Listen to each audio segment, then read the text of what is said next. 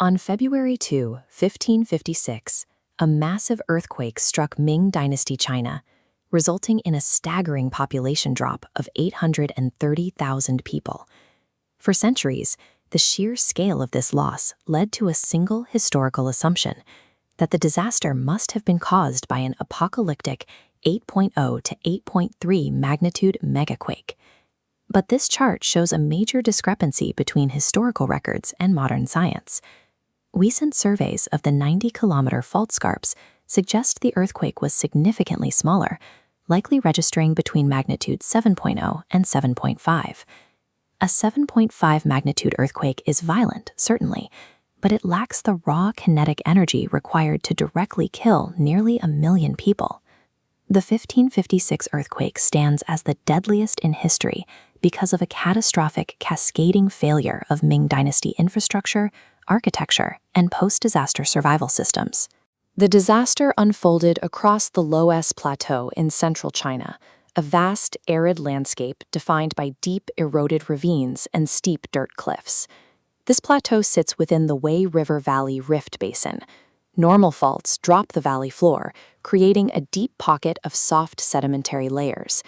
In 1556, this sediment acted like a liquid bowl, trapping and violently amplifying the seismic waves. This geological trap was directly beneath the population. Millions lived in yaodongs, artificial caves carved horizontally into the soft earth of the Loess cliffs. These cave dwellings provided excellent thermal insulation, but they possessed a fatal architectural flaw. They lacked any resistance to the side-to-side shear stress generated by an earthquake. As the amplified shaking hit the plateau, the cliffs instantly sheared and collapsed, burying hundreds of thousands of people alive in their sleep. Fires compounded the tragedy. Overturned cooking hearths inside the collapsing caves ignited flammable wood and thatch, incinerating many who survived the initial crushing. This horrific structural failure accounts for roughly 100,000 direct deaths. While that is a massive tragedy, it represents only a fraction of the final death toll.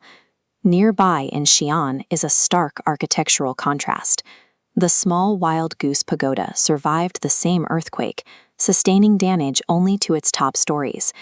The pagoda survived because of a unique engineering secret, a semi-spherical rammed earth foundation.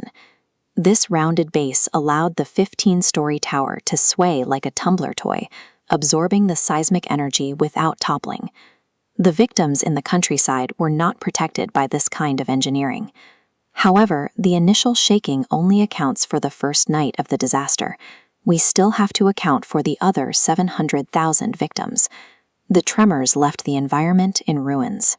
66-foot deep crevices ripped through the earth, and massive mudslides erased roads, rivers, and entire mountainsides. This geographic reshuffling cut the entire region off from agricultural trade, functioning infrastructure, and imperial aid. With the safety net obliterated, survivors faced two secondary killers: severe famine and rampant plagues, which wiped out the population over the following year. Systemic collapse in the months following the quake eventually claimed 90% of those 830,000 lives. Much of what we know comes from Qin Keita, a scholar who lived through the quake. He recorded the ruins and the broken histories represented by these cracked stone tablets. Keita's primary survival observation was simple. Because of how the buildings collapsed, staying indoors and crouching was actually safer than fleeing blindly into falling debris. This graphic illustrates why the Shaanxi earthquake forces a new approach to modern disaster analysis. We must separate the natural hazard from human vulnerability. The 7.5 magnitude quake was merely the spark. The vulnerable yaodongs and fragile supply chains were the tinder that ultimately claimed nearly 1 million lives. Natural disasters are rarely purely natural. Their lethality is decided long before the earth shakes, dictated entirely by the resilience of the societies they strike.